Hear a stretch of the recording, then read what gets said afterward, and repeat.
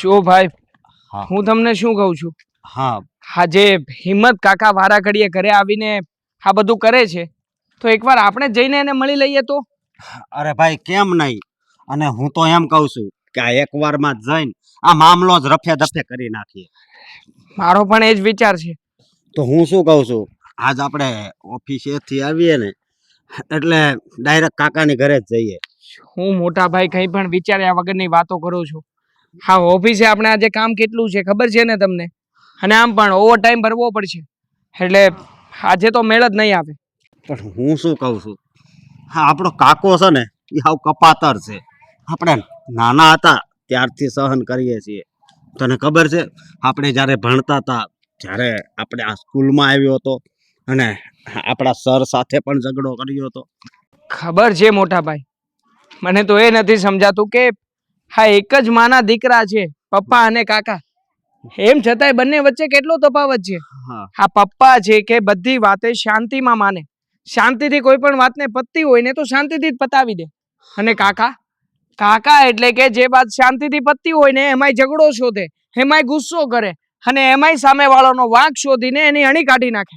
વાત જ એ છે, કપાતર કાકાનો સ્વભાવ જ એવો છે, બસ બધું લઈ જ લેવું છે. હા છે ને, આવા કાકા પેલા હતા નહીં. હા મમ્મી ઘણી વખત મને કહેતા હતા કે જેને આ કાકી જ્યારથી કાકાને છોડીને ચાલ્યા ગયા છે ને ત્યારથી તો કોણ જાણે શું થયું છે કાકાને, એમનું તો આખું વર્તન જ બદલાઈ ગયું છે. અને દર વખતે આ જે કંઈ પણ થઈ રહ્યું છે ને એમાં મોટે ભાગે કાકા જ મોર હોય છે. એટલે હું શું કહું છું કે હવે આ વાતનું પરિણામ આવે ને તો વધારે સારું, બાકી તો આવ કંટાળી ગયો. ઓફિસે જો કામ કરીએ ત્યાં નકરા એના જ વિચાર આવતા હોય છે, એ તો તને ખબર છે ને. જો મોટા ભાઈ, આ વાતનો નિવેડો એમ શાંતિથી નહીં આવે, અને પપ્પા છે ને શાંતિ લઈને જ બેઠા છે કે મારે છે ને આ બધું શાંતિથી એને સમજાવી દેવું છે. હવે સમજાવવાના એ વ્યક્તિઓને હોય કે જે સમજવા તૈયાર હોય. આ કાકાને કોઈ વાતે સમજવું નથી, એને તો માત્ર ને માત્ર ઝઘડો કરીને પોતાનું કામ કઢાવવું છે. હા એમને જોઈતા રૂપિયા એમને મળી જાય એટલે એમને તો શું, એમને તો જલસા જ છે. કંઈ નહીં ભાઈ, આપણે આ 1-2 દિવસમાં જ જઈએ અને આ વાતનો ફેસલો જ કરી નાખીએ. અત્યારે ઓફિસે ચાલ. જોઈએ છીએ હવે. હા અત્યારે કંઈ નથી કરવું, કારણ કે પપ્પાને આપણે કહ્યું છે ને.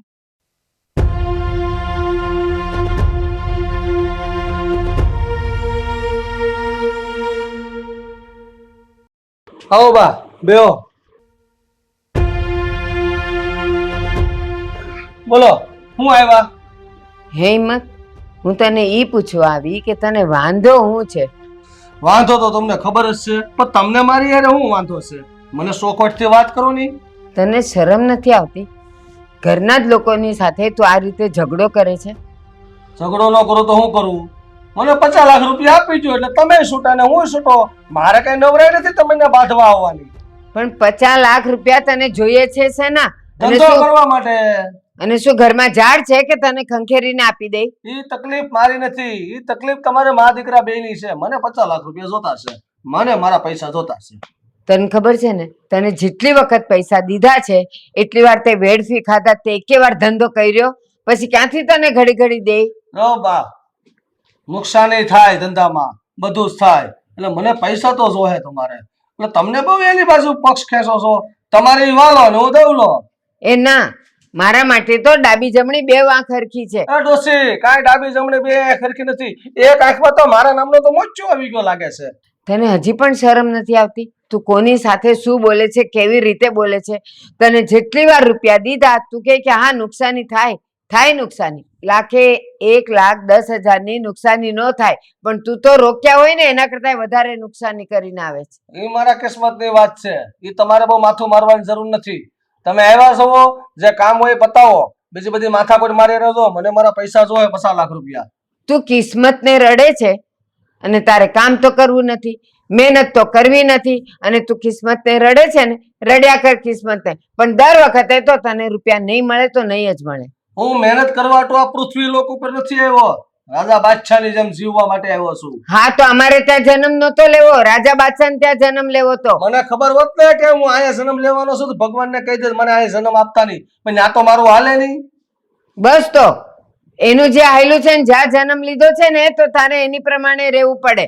રાજા બાદશાહની જેમ રહેવું. લખણ તો જો તારા પેલા. લખણ મારા નથી બદલ્યા, મા દીકરા બે તમારા બદલી ગયા છે લખણ. ડોશીને પણ આ ઉંમરે હજી પૈસા પૈસા પૈસા ગળે બાંધીને ક્યાં લાવો છે પૈસો? અમને વાપરવા આપો. હવે જે પણ કઈ છે ને હું મરું પછી 2 ભાગ પડશે, ઈ પેલા નહીં પડે. એટલે તું ભૂલી જજે કે હવે તને કઈ રૂપિયા મળે. એટલે તમારી મરવાની, અમારે વાટ જોવાની. તો મરી જાઓ. બસ તું તો વાટ જ જોઈને બેઠો જ કે માં ક્યારે મરે અને મને બધો ભાગ મળે. કા વાટ જ જોવે ને. આ રૂપિયા વગરના કંગાળ થઈ ગયા છે ઈ.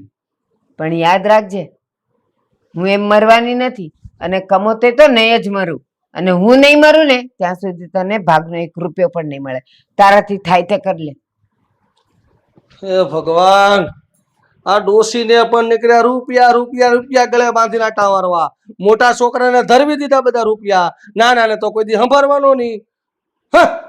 મરી જાય તો હારું આ ડોશી. હવે કેમ ઉદાસ છે? શું થયું? તો શું કરું, ઉદાસ ના રહો તો આ ઘરમાં ન થવાનું થાય છે બધું. પણ શું થઈ રહ્યું છે? વાત કરીશ મને? તમને ખબર છે, બા આજે કાકાના ઘરે જઈને આવ્યા. અરે પણ પાને કાકાના ઘરે જવાની શું જરૂર હતી? શું કામ ગયા હતા? એ તો મને નથી ખબર, પણ મંદિરનું બહાનું કાઢીને ગયા હતા. પણ પા કાકાની ઘરે ગયા હતા તો પછી શું થયું? આ કાકાએ કઈ કહ્યું કે નહીં? શું થાય? જે થવાનું એ જ થાય. કાકાએ ન બોલવાનું બોલ્યું છે બાને.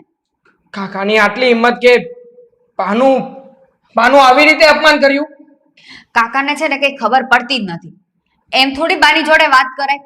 ખબર પડતી નથી ની વાત જ નથી. આને છે ને 50 લાખ રૂપિયા જોઈતા હતા. હવે 50 લાખ રૂપિયા માટે થઈને જ આ બધું કરી રહ્યા છે. બાકી છે ને એનામાં તો કઈ કાંડામાં તેવડ છે નહીં કે મહેનત કરીને રૂપિયા કમાય. હા, બધું પોતાનું કરી જ આવું છે. કમાવું તો છે જ નહીં બિલકુલ. અને આમ પણ હા, કાકાએ જે બાનું અપમાન કર્યું છે ને એ હું તો ક્યારેય સહન જ નહીં કરી લઉં. બા ભલે ગમે તે હોય પણ એ આપણા બા છે. એ વાત તમારી સાચી છે, પણ અત્યારે કઈ ના કહેતા કાકાને. શું કામ કઈ ના કહેતા? આ કાકા કઈ મોટી તોપની ગોળી છે કે એમને અમારે કઈ નહીં કહેવાનું? ટોપની ગોળી નથી, પણ કાકા તો સમજે એમ નથી. તમે તો સમજો. અરે એ કાકો જ નથી, આ કાકાના નામે કલંક છે. કલંક જે આ પરિવારમાં પેદા થયા છે અને પરિવારની ઘાણી કરવા માટે જન્મ લીધો છે એને. ઈ વાત પણ તમારી સાચી છે, પણ આપણે એના જેવું ના થવાય. એને પૈસા જોયા છે ને તો એ લઈ લેશે એની રીતે. નથી આપવાના પૈસા. આ ઘરમાંથી કાકાને 1 પણ રૂપિયો નહીં મળે. અને જો એનામાં હિંમત હોય ને તો હવે બીજી વખત આવું કરી બતાવે. અરે હિંમત તો શું, બીજી વખત આવું કર્યા જેવા રાખવાના જ નથી. હું હમણાં જેને મોટા ભાઈને ફોન કરું છું, ફોન કરીને હમણાં જાઉં છું એમના ઘરે. ના ના, તમારે કઈ નથી જવાનું. અરે શું નથી જવાનું? આ વડીલોનું ઘરમાં આ રીતે અપમાન થતું હોય ને અમારા જેવા છોકરા હોય ચૂપ બેસી રહેવાનું? આ કાકામાં બુદ્ધિ નથી પણ અમારા લોકોમાં તો બુદ્ધિ છે ને. ઠીક છે, તમારે જે કરવું એને કરો. અહીંયા કોઈ સમજે એમ નથી. તું સમજ ને, તું ચૂપચાપ બેસ ને. મારે જે કરવું છે કરવા દે ને મને. અને તું છે ને મને સલાહો આપવાનું બંધ કરી દે. ચૂપચાપ બેસ અને જોઈ રાખ અમે શું કરીએ છીએ અને શું નહીં. વાતે ને વાતે આમ નહીં કરતા તેમ નહીં કરતા, સહન જ કરીએ રાખવાનું અમારે. હા, એને ફોન કરો માં. હાલો. હા મોટા ભાઈ, હા જે ઘરમાં શું બન્યું છે એ વાતની જાણ છે તમને? કહ્યું છે કોઈએ? હા જુઓ, બા ગયા હતા કાકાના ઘરે અને કાકાએ છે ને બાનું બહુ જ અપમાન કર્યું છે. આપણે બંને ભાઈઓએ કાકાને કહેવા જવાનું છે અત્યારે. હા આવો, હું પણ આવું છું. મળીએ. આજે તો કાકાને સીધા દોર કરી નાખવાના છે. ના ના, મારી વાત સાંભળો. તારી કોઈ વાત મારે નથી સાંભળવી. તું બેસ ને હવે.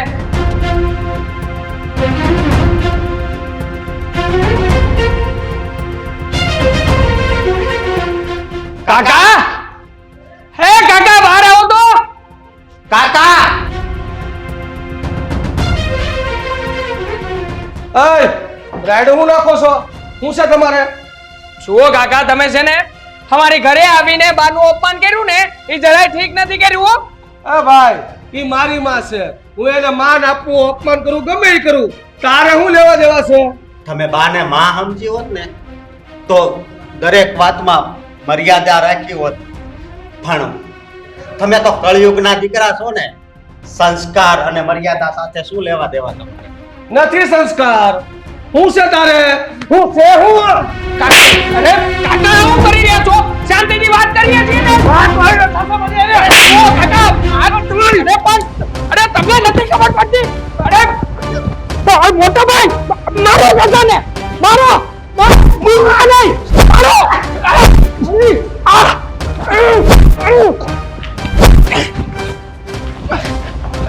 કેમ મારો છો? અને તો જો કાકા છેલ્લી વખત છે. હવે જો અમારી ઘરે આવીને કે આ ડાવડું કર્યું છે ને તો મારીને ડાટિયા તોડી નાખશું. નહીં મૂકી હા. બોલવાનું નહીં.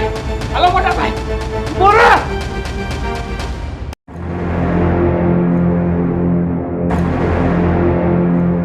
બેસો ને નિરાંતે. એ લોકો આવવાના આવશે ને એ જ ટાઈમે આવશે. હું આ છોકરાઓને નહીં મળું ને ત્યાં સુધી મને શાંતિ નહીં થાય. તું ચૂપચાપ બેસ. તો તમે બે ભાઈ હિંમત કાકાના ઘરે શું કામ ગયા હતા? તો ક્યાં સુધી આ ખોટા જુલમ સહન કરવા? પપ્પા તમને ખબર છે ત્યાં ગયા હતા તો શું થયું? હા હિંમત કાકાને અમે શાંતિથી વાત કરીને સમજાવતા જ હતા પણ વાતમાં એમણે અશોકભાઈ ઉપર હાથ ઉપાડી દીધો. પણ એલા એ મૂર્ખાઓ, તમારે ત્યાં જવાની કઈ જરૂર હતી? અને ગયા તો કઈક પૂછીને તો જવું જોઈએ કે એમ જ હાલ્યા ગયા? હા બેટા, જો આગ સળગતી હતી અને તમે એમાં પેટ્રોલ નાખવાનું કામ કર્યું બેટા. અમારે તો જ્યારે વાત થઈ ને ત્યારની મને ખબર હતી એટલે તો મેં તમને લોકોને જાણ કરી.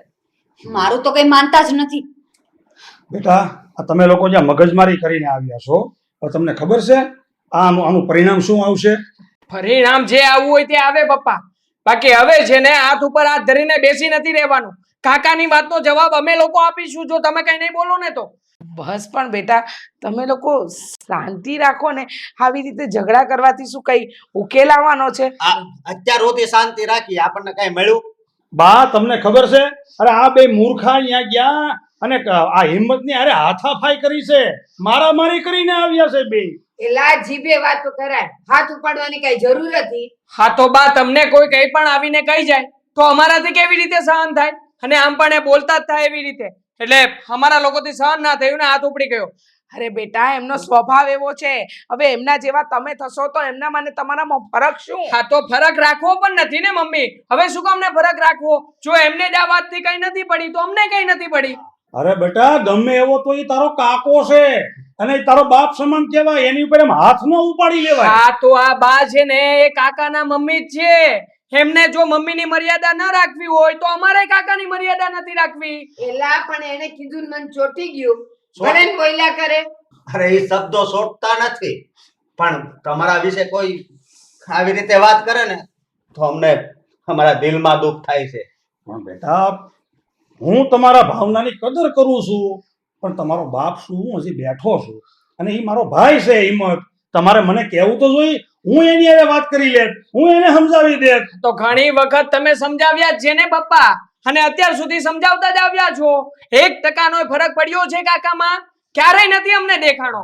અને જુઓ હવે તમારે લોકોએ જે કરવું હોય તે કરો, બાકી અમારી સામે જો કાકા બોલશે ને તો અમે એટલો જવાબ પત્તરથી આપીશું. હા તો સાંભળ, તમે લોકો બોલો બે શબ્દ એ બોલે, તમે આમને સામને બોલ્યા કરો પણ તમારા મને એનામાં ફેર હું? હા તો કોઈ ફેર જ નથી ને. એ તો અમે તમને કહી રહ્યા છીએ કે હવે અમે પેલા જેવા હતા ને એવા નથી રહેવાના.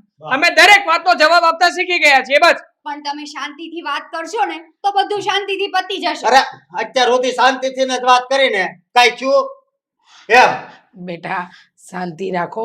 આ ઘરમાં ઝઘડા ઊભા થાય છે, તમે લોકો નહીં સમજો ને તો આપણું ઘર છે ને યુદ્ધનું મેદાન બની જવાનું છે. અને સાચું કહું ને રમા, મારું છે ને મગજ કામ કરતું બંધ થઈ ગયું છે. હાવ આ બધું આ છે ને જુવાન છોકરા છે, જુવાનીનું ચડતું લોહી છે એટલે આ લોકોને સમજાવવા બહુ અઘરા છે. ચાલે દે આ બધું. પપ્પા હા જોયું બેટા. હા તમે લોકો શાંત ના રહ્યા, તમારા પપ્પાનો તો વિચાર કરો. પણ શું કરીએ મમ્મી, હવે નથી સહન થતું અને કેટલું સહન કર્યા કરવાનું અને એ પણ સાવ ખોટી વાતમાં. એટલે અમારાથી તો નથી રહેવાતું. અને તમારા આ ઝઘડામાં છે ને કુટુંબમાં ઝેર ઘોળવાનું છે, યાદ રાખજો. તમે અત્યારે ખબર નહીં પડે, આગળ જતા ખબર પડશે. બા, હા તમે બધા ક્યારના અમને બંને ભાઈઓને સમજાવો છો પણ કાકાનું શું? એને તો કોઈ કઈ કહેવાનું જ નથી ને. બેટા શાંતિ રાખો. તમે તમારા રૂમમાં જાઓ ચાલો ચલો ભાઈ